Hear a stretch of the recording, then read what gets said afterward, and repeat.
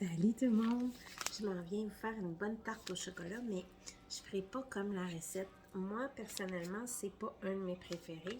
Je trouve la texture un peu trop gélatineuse, donc avec le lait de coco. Alors, j'ai décidé de la faire avec du cream cheese puis des Gold Brown.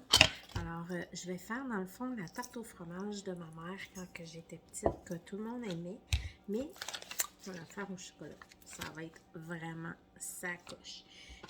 Première étape, j'aurais pu acheter les croûtes déjà toutes faites à l'épicerie, mais je vais la faire moi-même. En fait, je vais me faire une belle croûte avec des grammes au miel. Alors, c'est super simple, là. Je rajoute le gramme, puis j'y rajoute un petit peu de miel pour que ça colle ensemble.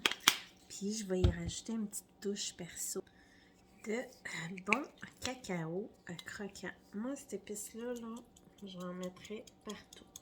Premièrement, c'est super bon pour la santé. C'est une source de gras, d'acide gras, d'oméga 3, de fibres. Il y a du chia à l'intérieur, donc c'est vraiment super bon. Là, je viens d'ouvrir mon pot.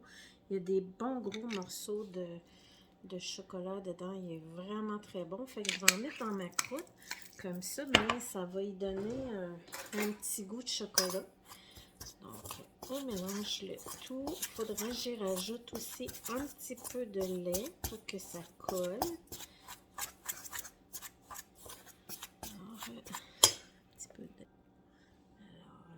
Un petit peu de lait, juste pour que ça colle bien comme il faut. Ensemble, que ça...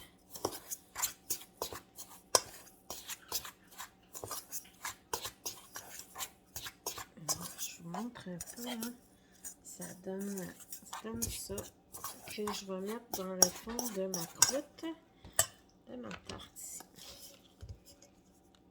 Alors, je la distribue partout, je l'aplatis comme faut. Puis là, ben, je vais la mettre de côté. Je vais faire le mélange de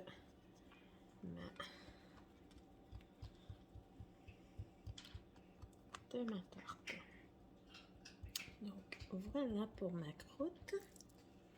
Fait que je vous montre, là, ça a l'air de ça. Je vais la mettre de côté. Je vais faire ma tarte. Alors, je prends une brique de fromage Philadelphia.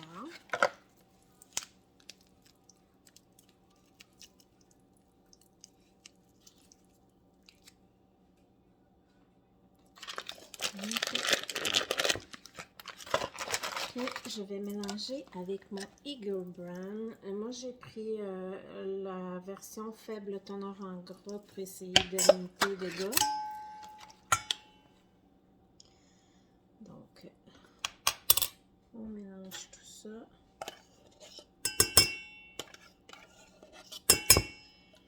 Ensemble, pour que ça fasse le plus moelleux possible.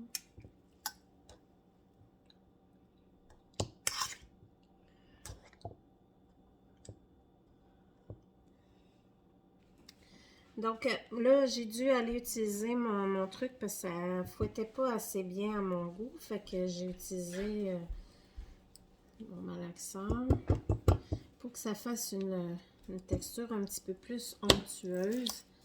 Je vais juste aller gruger avec ma super spatule que tout le monde connaît maintenant. Je gruge tout ce qu'il y a dans le fond. Donc, voici, ça donne une belle texture comme ça. Là, je vais y rajouter un petit peu de citron. Alors, un beau citron ici, avec mon agrume. Vous savez, après, on place toujours l'agrume dans l'autre sens et on presse. Donc, je vais utiliser la moitié d'un citron. Regardez comment il est bien pressé.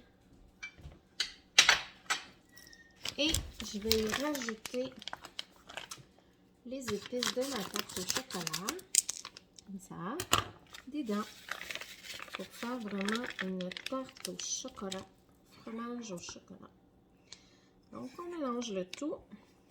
Oups là, j'en reçois partout sur moi. Mon chien, il m'aime bien gros parce que j'en échappe toujours partout. Puis lui, il est bien content. Il est jamais bien loin quand je fais à manger. Donc, voilà. Je vais mettre tout ça dans ma belle tarte. Et ça va me donner une belle tarte onctueuse au chocolat. Ici. Comme ça.